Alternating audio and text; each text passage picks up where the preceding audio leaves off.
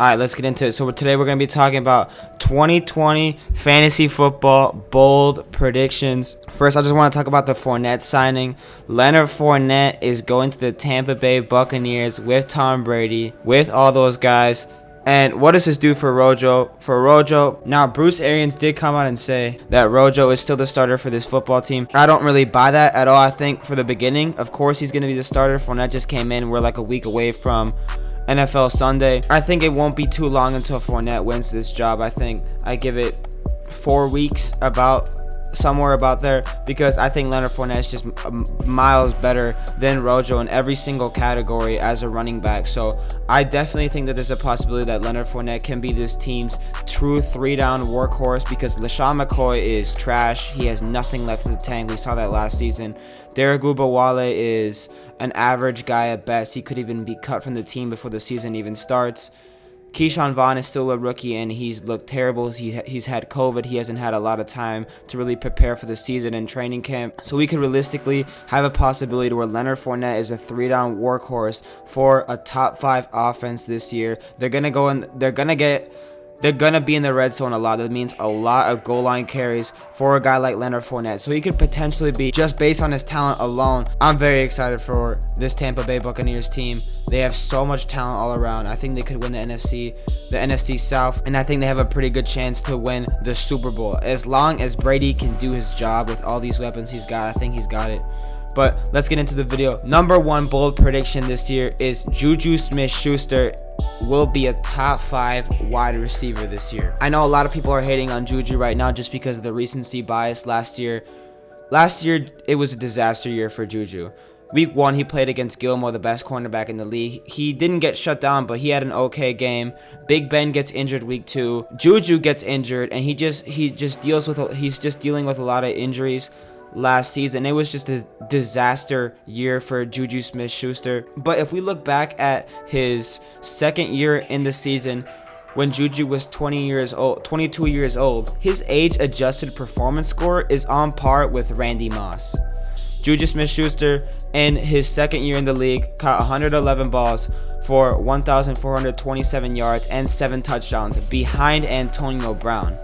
If we take that stat line, this year he finishes as the second best wide receiver while only being 22 years old. That's like saying a guy like CeeDee Lamb posts 111 catches, 1,427 yards and 7 touchdowns and becomes the second best wide receiver in all of fantasy at that age.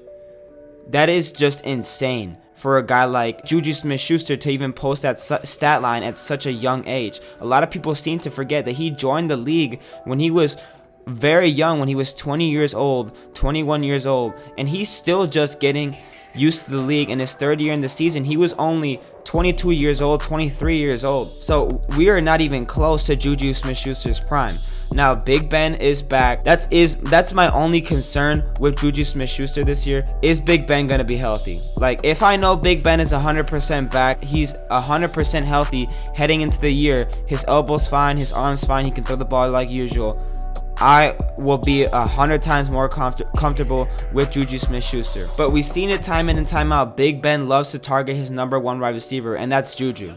A lot of people are hyping up Deontay Johnson, but Juju Smith-Schuster is younger than Deontay Johnson. And Juju Smith-Schuster's already posted a stat line that's in Deontay Johnson's wildest dream. Like, Deontay Johnson would be lucky to even come close to that stat line that Juju Smith-Schuster put up in his second year in the league. But Deontay Johnson is already a couple months older than Juju Smith-Schuster. So Juju Smith-Schuster already has all this experience in the NFL, and he's already proven that he can produce in the NFL level. Last year, like I was saying, Juju gets injured. Big Ben gets injured. Juju had injuries the whole entire season. He was playing with a practice squad QB. He had Hodges and Mason Rudolph for his quarterback in 2019. I mean, do I even have to say more? Juju is the real deal. I think this is his season where he establishes himself as one of the better wide receivers in the NFL. And I think with Big Ben being back, we can finally see Juju Smith-Schuster become that alpha wide receiver. It's crazy to think, though, that This is also a contract year for Juju Smith-Schuster, and he's only 23 years old. He's younger than some of the rookies that are coming out now, and he's already in his contract year. I love Juju Smith-Schuster this year. I think he's in for a breakout year. And I think a lot of people's recency bias is getting in the way of looking at Juju Smith-Schuster's 2020 outlook. Draft Juju Smith-Schuster. I think I saw him go in like the 4th or 5th round as a wide receiver too. That is such a steal for a guy that could easily put up top 5 wide receiver numbers with Big Ben. Absolutely love Juju Smith-Schuster. That's a bold prediction. Juju Smith-Schuster will be a top 5 wide receiver this year. The second bold prediction I have is Joe Mixon will be a top 3 running back this year. And I know it sounds crazy. We have all these great running backs, all these guys who can break out, all these guys who are much safer, who are being drafted early on. But from weeks 9, after the Bengals bye, from weeks 9 until the end of the season, Joe Mixon was the 4th best running back in fantasy football. When the team finally decided to run this offense through Joe Mixon, from week 9 after the bye week, Joe Mixon was a beast. Last year, it couldn't get any worse for Mixon. He had one of the worst O-lines in football. He had Andy Dalton as his quarterback. Then Finley went in. A terrible offensive line, terrible play calling, just a terrible offense, and Joe Mixon still found a way to produce. If he can just get an average offense this season, Joe Mixon will be elite. Elite. Now, the team finally realized this guy is good after the bye week, and it's just crazy. You run the offense through your best player, and you start winning games. Isn't that crazy? But the Bengals won 2 games in the second half of the season just because Joe Mixon carried the shit out of that team. But now we come in, we look at his 2020 outlook, and Joe Burrow comes into town, the 1st overall pick. That's automatically an upgrade over Andy Dalton and Finley, whoever that was. Not only that, but Jonah Williams is back, former 1st-round pick out of Alabama, playing left tackle, I believe.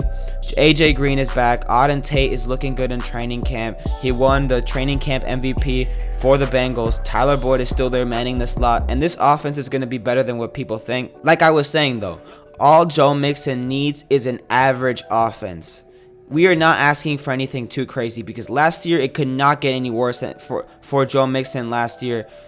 They were using Gio Bernard just as much as Joe Mixon, and that's screwed up, because if I need to tell you that Joe Mixon is a better running back than Gio Bernard, we have problems here. But Joe Mixon, all he needs is an average offense, and he will produce top 5 running back numbers in this offense. Absolutely love me some Joe Mixon.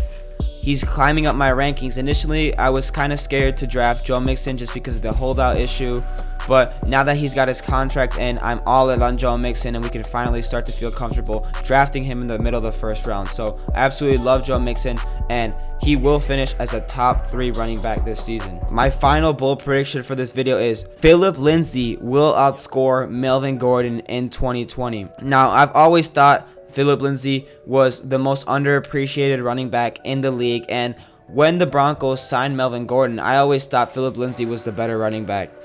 He's outstanding with the touches he gets. He only needs like 10 to 15 carries, 10 to 15 touches a game. Dude is just electric with the ball. He averages 5 yards a carry, which is amazing. He's put up back-to-back 1,000-yard seasons, playing less than 50% of the snaps on an average offense both the years he's been in the NFL. And this is just a guy, like I said, he doesn't need many touches to be good. Now this team is stacked with young talent. Noah Fant, Cortland Sutton, they brought in Jerry Jeudy. Drew Lock is looking to make that second step in the NFL.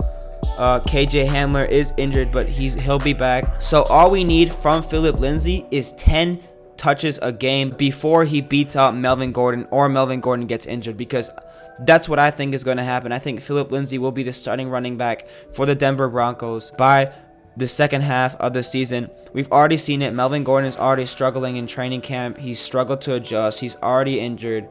And I've always thought that Melvin Gordon was just a product of the Chargers running back system. I mean, whoever the Chargers put at running back is going to produce. That's always happened. I've always loved Phillip Lindsay's talent, and he's more motivated than ever to produce and to show that he's worth being the starter on this team. I read an article the other day that Phillip Lindsay gained 10 pounds of muscle. He's working as hard as ever. Like I said, I've always just thought Phillip Lindsay has always been a better running back than Melvin Gordon. Sure, Melvin Gordon is a better early down bruiser running back than Phillip Lindsay. No one's arguing that.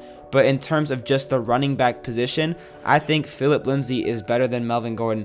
And the fact that Vic Fangio has already said that they don't really have a starter for this team, it's just going to be Melvin Gordon 1A, Phillip Lindsay 1B. That's all Phillip Lindsay needs. That's all the opportunity Phillip Lindsay needs to separate himself from Melvin Gordon in this offense. I wouldn't be surprised, like I said, if Melvin Gordon gets injured. He already has a rib injury. So I absolutely love Phillip Lindsay this year. I think in terms of value, I've said that Melvin Gordon is going to be a bust this year, but Phillip Lindsay is a guy that you can get kind of late. He's already creeping up in drafts, obviously, because all the reports that are coming out on Melvin Gordon, there's just negativity coming out of Melvin Gordon in his 2020 outlook. But I love Phillip Lindsay, and you can get him at such a good value this year. I think by the second half of the season, he will be the starter on this offense, and this offense could be very good with the weapons I talked about earlier on. This final prediction is probably the one I'm most confident in. I think Phillip Lindsay will outscore Melvin Gordon, whether it be by injury or by just Phillip Lindsay